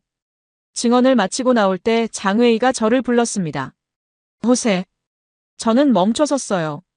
그가 말했죠. 넌 실수했어. 우리와 싸워서 이길 순 없어. 저는 대답했습니다. 이미 이겼어요. 당신은 지금 감옥에 있잖아요. 장웨이가 비웃었어요. 난 언젠가 나갈 거야. 그때 복수할 거고. 저는 그를 똑바로 쳐다봤습니다. 기다리고 있을게요. 하지만 그때도 한국이 제 옆에 있을 거예요. 법정 밖으로 나왔습니다. 이강민 님이 제 어깨를 두드렸어요. 잘했어, 호세. 넌 정말 용감해. 하지만 그날 저녁 충격적인 제안을 받았습니다. 장웨이 측 변호사가 저를 찾아온 거예요. 그는 거래를 제안했습니다. 증언을 철회하면 100만 달러를 주겠다고요. 한화로 13억 원이었어요. 동티모르에서는 평생 쓸 돈이었죠. 저는 즉각 거절했습니다. 안 돼요. 저는 진실을 증언했어요. 변호사가 금액을 올렸어요. 200만 달러는 어때요? 저는 화가 났습니다. 나가세요. 저는 돈으로 매수되지 않아요. 변호사는 마지막 카드를 꺼냈어요. 그럼 목숨은 어때요? 증언을 철회하지 않으면 당신 어머니가 위험할 겁니다. 그 말에 제 피가 끓어올랐습니다. 저는 변호사의 옷깃을 잡았어요. 우리 어머니에게 손대면 가만 안 둘 거야. 이강민 님이 저를 말렸습니다. 호세, 진정해. 경찰을 부르겠다고 하셨죠. 변호사는 비웃으며 떠났어요. 저는 즉시 동티모르에 전화를 걸었습니다. 어머니는 괜찮으셨어요. 경찰이 보호하고 있었거든요. 센터에서 미리 조치한 거였죠. 하지만 저는 결정해야 했습니다. 계속 증언할 것인가 아니면 물러날 것인가. 민준이에게 전화했어요. 저는 고민을 털어놨죠. 민준아, 나 어떻게 해야 할까? 어머니가 위험할 수도 있어. 민준이가 대답했어요. 형님, 1999년 생각해보세요. 그때 이사벨 누나가 뭐라고 했어요? 오빠, 두려워하지 마. 저는 그 말을 기억했어요. 이사벨의 마지막 말이었죠. 민준이가 계속 말했습니다. 누나는 자유를 위해 목숨을 바쳤어요. 형님도 지금 정의를 위해 싸우는 거잖아요. 물러서면 누나한테 미안하지 않겠어요? 그 말이 제 마음을 결정했습니다. 맞아. 저는 물러설 수 없어요. 다음 날 재판에서 저는 다시 증언대에 섰습니다. 검사가 물었어요. 어제 협박받지 않았습니까? 네, 받았습니다. 저는 솔직하게 말했어요. 하지만 저는 진실을 말할 겁니다. 협박 따위는 두렵지 않아요. 재판부가 고개를 끄덕였습니다. 방청석에서 박수가 터져나왔죠. 12월 15일 장외희에게 징역 25년이 선고됐습니다. 조직적 범죄, 인신매매, 폭행, 협박 등 17가지 혐의가 모두 인정된 거예요. 판사가 판결문을 읽었습니다. 피고는 수백 명의 젊은이들을 범죄에 동원했고 그 과정에서 셀 수 없는 고통을 안겼습니다. 엄중한 처벌이 필요합니다. 장외희는 표정 하나 바꾸지 않았어요. 하지만 그의 조직은 무너졌죠. 주요 간부들도 모두 체포됐고 자금줄도 끊겼습니다. 법정을 나오면서 저는 안도감을 느꼈어요. 드디어 끝났구나. 이제 동티모르도 안전하겠구나. 한국 대사관에서 축하 리셉션이 열렸습니다. 김수현 대사님이 축배를 제안하셨어요. 호세 국장의 용기에 건배합니다. 모두가 잔을 들었어요. 저는 감격했습니다. 이 모든 게 한국 덕분이에요. 이강민 님이 말씀하셨어요. 호세, 26년 전 내가 자네를 구했을 때 이런 날이 올 줄 몰랐어. 자네가 이렇게 성장할 줄도 몰랐고. 저는 대답했습니다. 소 대장님이 저를 살려주셨잖아요. 제 인생 전부가 소 대장님 덕분이에요. 리셉션 후 혼자 푸놈펜 거리를 걸었습니다. 메콩강이 보이는 산책로였어요. 석양이 아름다웠죠. 이사벨을 떠올렸습니다. 누나, 오빠가 해냈어. 악당들을 이겼어. 이제 우리나라가 안전해질 거야. 핸드폰이 울렸어요. 어머니였습니다. 호세, 뉴스 봤어. 정말 자랑스럽구나. 어머니 목소리에 눈물이 섞여 있었어요. 저도 울었습니다. 어머니, 우리 해냈어요. 이사벨도 기뻐할 거예요. 동티모르로 돌아가는 비행기 안에서 저는 편안했습니다. 오랜만에 악몽 없이 잘 수 있을 것 같았어요. 12월 20일 딜리 공항에 도착했습니다. 놀랍게도 수백 명의 시민들이 마중 나와 있었어요. 플래카드를 들고 환영했죠. 호세 라모스, 우리의 영웅. 동티모르를 지킨 외교관. 이런 문구들이었어요. 저는 당황했습니다. 제가 뭘 했다고 영웅이에요? 하지만 사람들은 진심으로 저를 환영했어요. 한 노부인이 다가왔습니다. 그녀는 제 손을 잡았어요. 고맙습니다. 우리 손자를 지켜줘서요. 손자가 해외 취업 제안을 받았는데 센터 덕분에 사기인 걸 알았대요. 저는 눈물이 났습니다. 정말로 사람들을 구한 거였어요. 샤나나 총리님이 공항에 나오셨어요. 호세, 수고했네. 자네 덕분에 우리가 자랑스러워. 총리님은 저를 안아주셨죠. 그날 저녁 외교부 청사에서 환영식이 열렸습니다. 장관들과 국회의원들이 모두 모였어요. 심지어 마누엘 사태 때 저를 비난했던 사람들도 와서 축하해줬죠. 부총리가 사과했습니다. 호세 국장, 미안했네. 내가 자네를 오해했어. 자네는 진정한 애국자야. 저는 받아들였어요. 괜찮습니다. 우리 모두 나라를 위한 거였잖아요. 12월 마지막 주 한국에서 특별한 소식이 들려왔습니다. 이재명 대통령이 저를 청와대로 초청한다는 거예요. 2025년 12월 28일 저는 서울로 날아갔습니다. 청와대에서 대통령님을 만났어요. 대통령님은 훈장을 수여하셨습니다. 대한민국 외교 공로 훈장이었어요. 외국인에게 주는 최고 영예였죠. 호세 국장님의 용기가 한국과 동남아시아를 더 안전하게 만들었습니다. 감사합니다. 저는 머리를 숙였습니다. 감사합니다, 대통령님. 하지만 이 모든 건 한국 덕분이에요. 훈장 수여식 후 민준이, 이강민님과 함께 저녁을 먹었어요. 삼겹살집이었죠. 민준이가 소주를 따랐습니다. 형님, 정말 축하해요. 형님은 전설이에요. 저는 웃었습니다. 무슨 전설이야? 나는 그냥 옳은 일을 했을 뿐이야. 이강민님이 말씀하셨어요. 그게 제일 어려운 거야, 호세. 12월 30일 동티모르로 돌아왔습니다. 새해가 곧 시작될 거예요. 2026년이 아니라 여전히 2025년 말이었죠. 공항에서 카를로스가 마중 나왔어요. 형, 청와대 다녀왔다며? 대단해. 나도 훈장 구경 좀 시켜줘. 저는 웃으며 가방에서 훈장을 꺼냈습니다. 카를로스는 감탄했어요. 우와, 진짜 멋있다. 우리 동티모르의 자랑이야. 집으로 가는 길에 딜리 시내를 지나갔어요. 범죄공조센터 건물이 보였습니다. 불이 켜져 있었어요. 한국 경찰들이 야간 근무 중이었죠. 저는 뿌듯했습니다. 이제 우리나라가 안전하구나. 집에 도착하니 어머니가 기다리고 계셨어요. 호세. 어머니는 저를 끌어안았죠. 우리 아들 정말 장하구나. 어머니와 함께 저녁을 먹었습니다. 어머니가 말씀하셨어요. 이사벨이 정말 기뻐할 거야.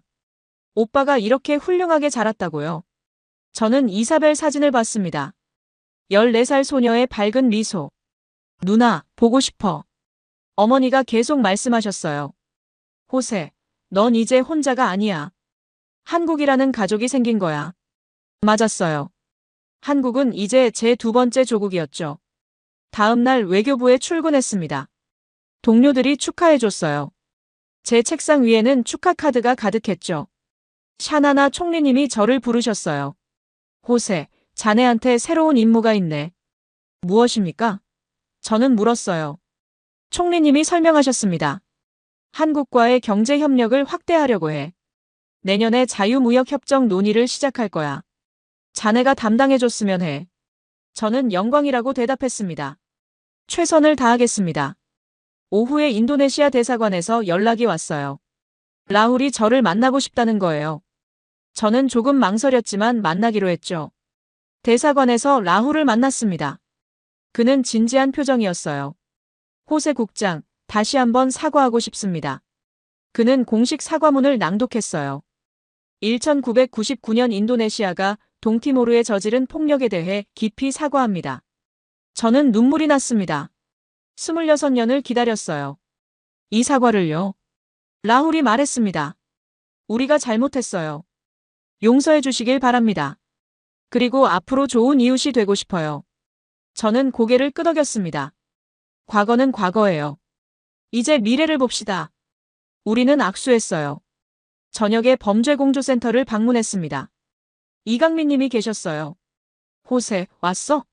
우리 요즘 바빠 죽겠어. 좋은 의미에서 말이야.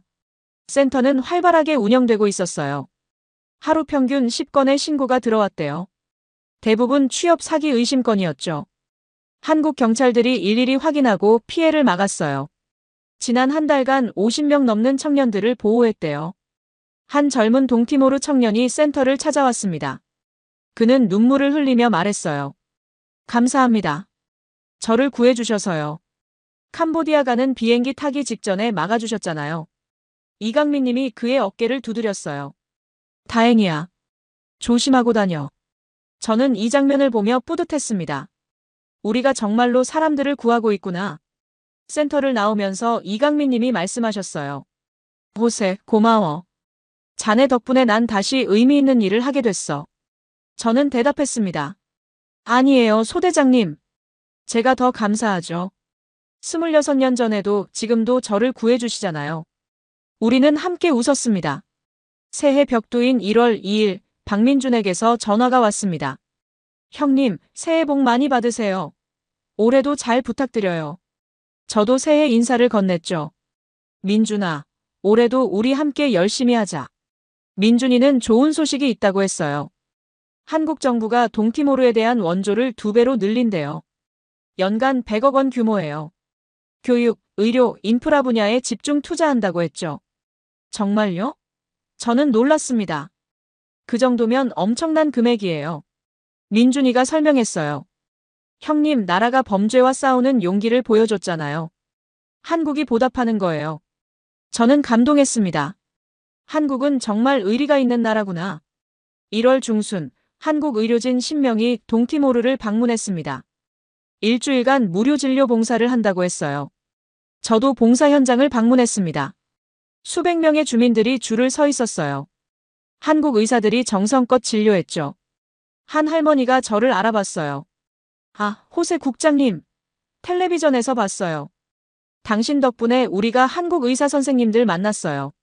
저는 손살에 쳤습니다. 아니에요. 이건 다 한국의 마음이에요.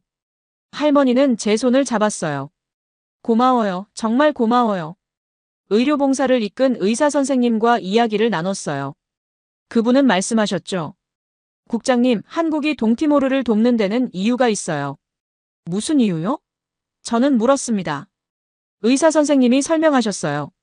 한국도 1950년대에 가난했어요. 그때 전 세계가 우리를 도와줬죠. 유엔, 미국, 유럽 여러 나라들이 원조를 보냈대요. 식량, 의료품, 교육 지원. 그 덕분에 한국이 발전할 수 있었다고 했죠. 그래서 이제 한국이 도울 차례래요. 받은 은혜를 갚는 거라고 하시더라고요. 저는 깨달았습니다. 한국이 동티모르를 돕는 건 단순한 원조가 아니에요.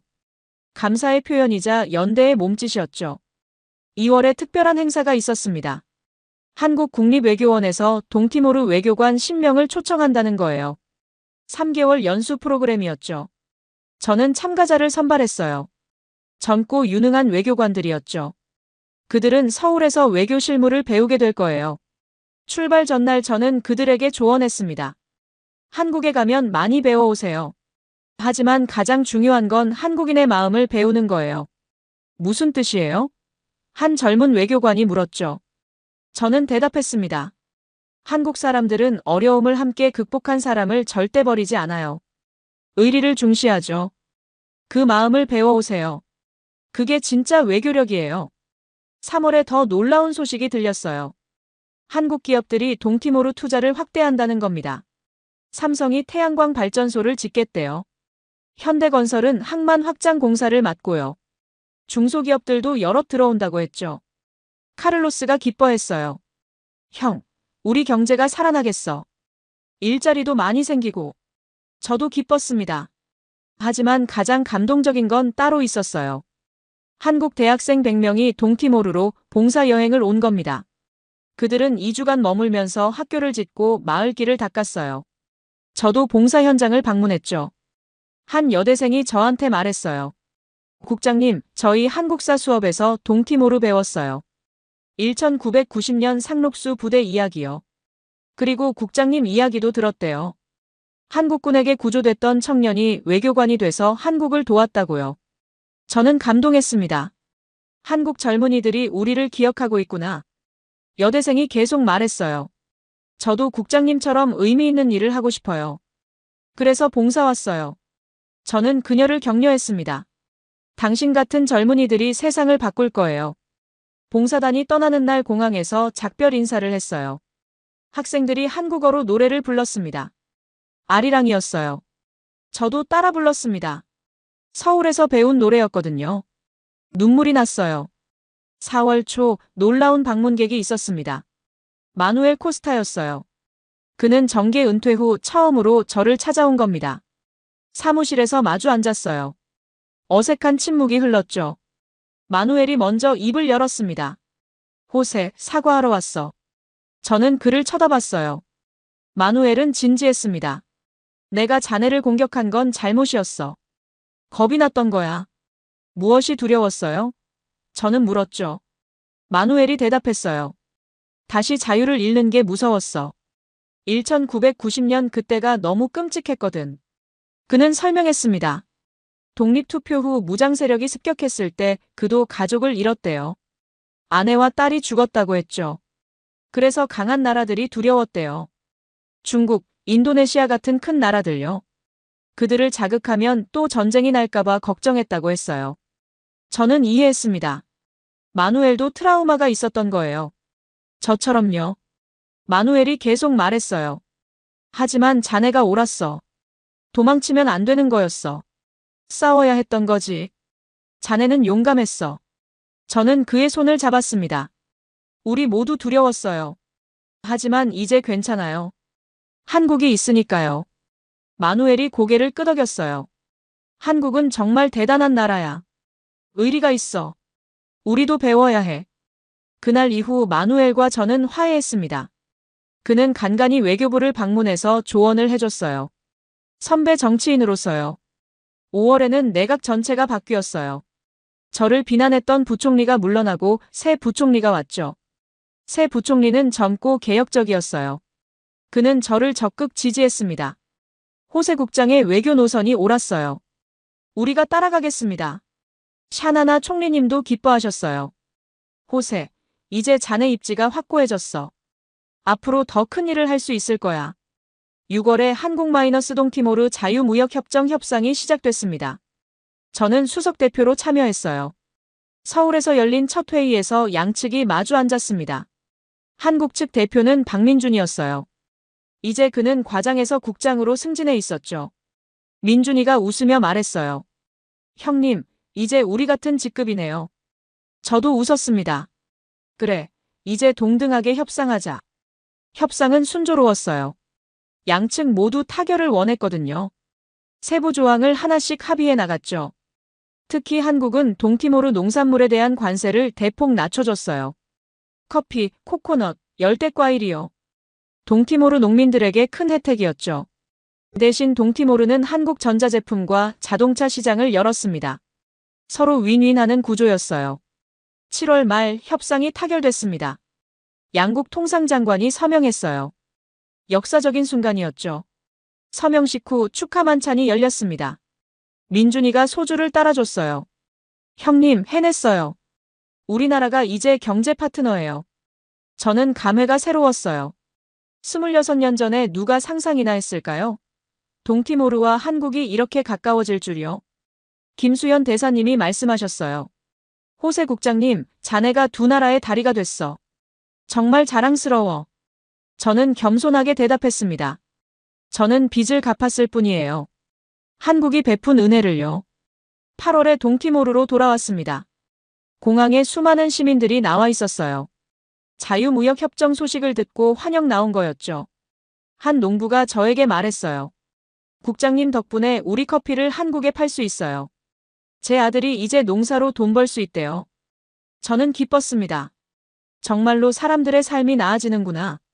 11월 10일 동티모르-한국 범죄공조센터 1주년 기념식이 열렸습니다. 1년 전 개소한 센터가 큰 성과를 냈거든요. 센터장이 보고했어요. 1년간 피해자 200명 구조, 범죄 조직원 50명 체포, 사기 시도 300건 차단. 놀라운 숫자였죠. 샤나나 총리님이 치사를 하셨습니다. 한국의 도움으로 동티모르가 안전해졌어요.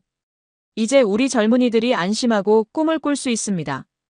이강민 님도 연설하셨어요. 1년 전 이곳에 왔을 때 불안했습니다. 제대로 할 수 있을까? 하지만 동티모르 경찰과 국민들의 협조 덕분에 성공했어요.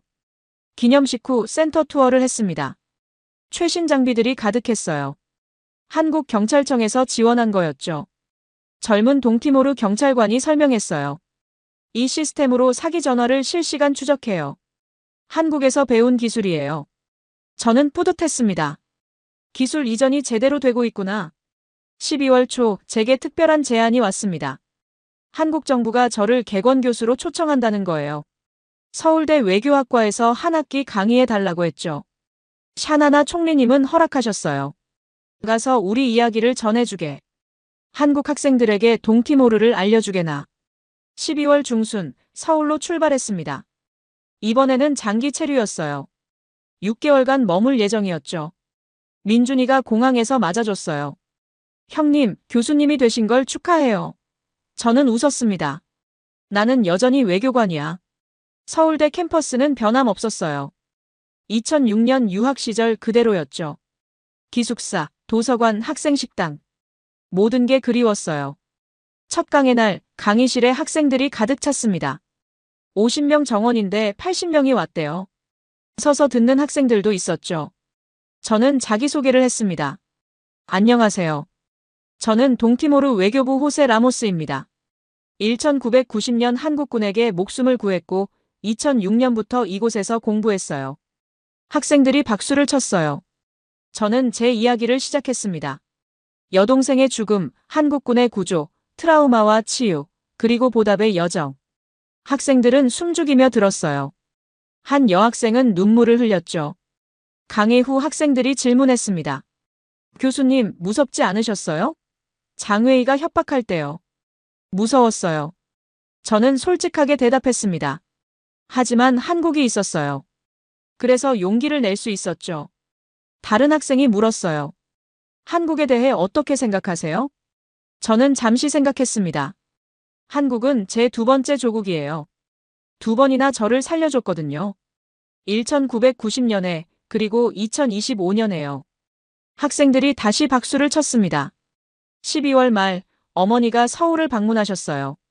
처음 한국에 오시는 거였죠. 인천공항에서 어머니를 맞이했습니다. 어머니는 주위를 둘러보며 감탄하셨어요. 여기가 한국이구나. 우리 호세를 구해준 나라. 며칠간 서울 구경을 시켜드렸어요. 경복궁, 남산타워, 명동. 어머니는 모든 게 신기하셨대요. 특별히 전쟁기념관에도 갔습니다. 상록수 부대 전시실이 있었거든요. 1990년 동티모르 파병 기록이요. 전시된 사진들을 봤어요.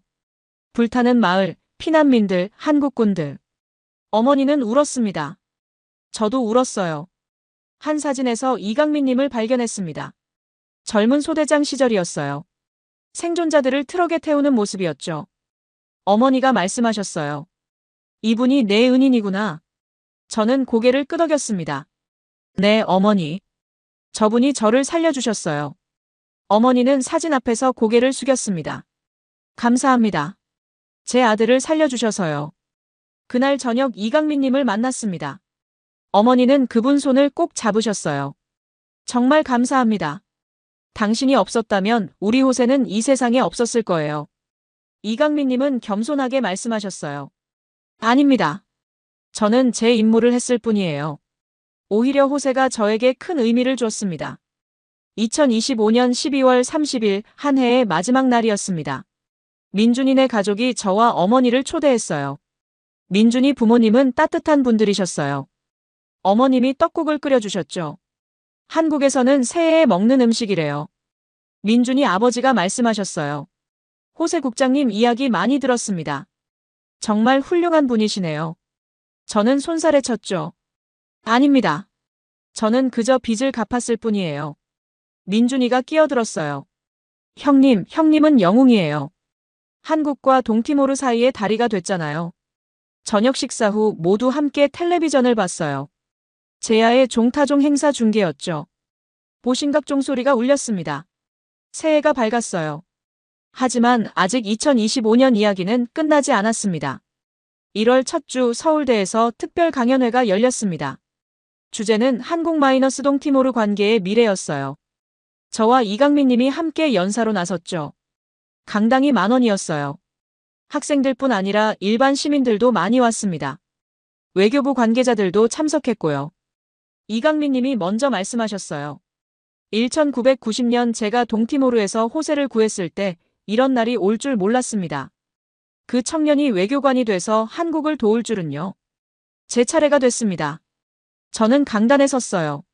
청중들을 둘러봤죠. 안녕하세요. 저는 호세 라모스입니다. 26년 전 한국의 빚을 졌고 평생 갚으며 살고 있습니다. 오늘 여러분께 말씀드리고 싶은 건 감사해요. 한국은 저를 2번 살려줬습니다. 1990년의 목숨을, 2025년의 희망을요. 2020년 아세안 회의에서 저는 선택의 기로에 섰었어요. 안전한 길과 옳은 길 사이에서요. 한국이 옳은 길을 선택하도록 도와줬습니다. 그 결과 동티모르는 더 안전해졌어요. 범죄 조직이 발붙일 수 없게 됐죠. 우리 젊은이들이 꿈을 꿀 수 있게 됐습니다. 하지만 가장 큰 변화는 마음이에요. 동티모르 사람들은 이제 알아요. 우리에게 진정한 친구가 있다는 걸. 그 친구가 한국이라는 걸요. 저는 여동생 이야기를 했습니다. 이사벨은 14살에 죽었어요. 자유를 위해서요. 그 자유를 한국이 지켜줬습니다. 제 목소리가 떨렸어요. 이사벨은 못 봤지만 저는 봤어요. 한국의 진심을, 한국의 의리를, 한국의 따뜻함을요. 앞으로 동티모르는 계속 한국과 함께할 겁니다. 형제 국가로서, 동반자로서, 친구로서요. 마지막으로 한국 젊은이들에게 말씀드리고 싶어요. 여러분이 자랑스러워해도 됩니다. 여러분 나라가 작은 나라를 위해 싸워줬다는 걸요. 그게 진정한 힘이에요. 강함이 아니라 선함이. 부가 아니라 마음이요. 연설이 끝나자 기립박수가 터졌습니다. 사람들이 일어나서 박수를 쳤어요. 몇몇은 눈물을 흘렸죠. 강연 후 한 여학생이 다가왔습니다. 교수님, 저 외교관이 되고 싶어요. 교수님처럼 의미 있는 일을 하고 싶어요. 저는 그녀를 격려했습니다. 할 수 있어요. 꿈을 포기하지 마세요.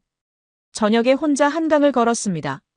겨울바람이 차가웠지만 마음은 따뜻했어요. 이사벨에게 속삭였습니다. 누나, 오빠가 해냈어. 우리는 정말로 자유로워졌어. 그리고 이제는 강해졌어. 한국 덕분에, 한국이라는 형제 때문에요. 핸드폰이 울렸어요. 민준이었습니다. 형님, 어디세요? 같이 저녁 먹어요. 좋아, 지금 간다. 저는 대답하고 발걸음을 돌렸습니다. 앞으로도 제 인생은 계속될 거예요. 한국과 동티모르를 잇는 다리로서요. 이게 제 운명이에요. 이사벨이 남긴 자유를 지키는 것. 그리고 한국에 대한 감사를 평생 실천하는 것. 저는 웃으며 걸었습니다. 미래를 향해서요.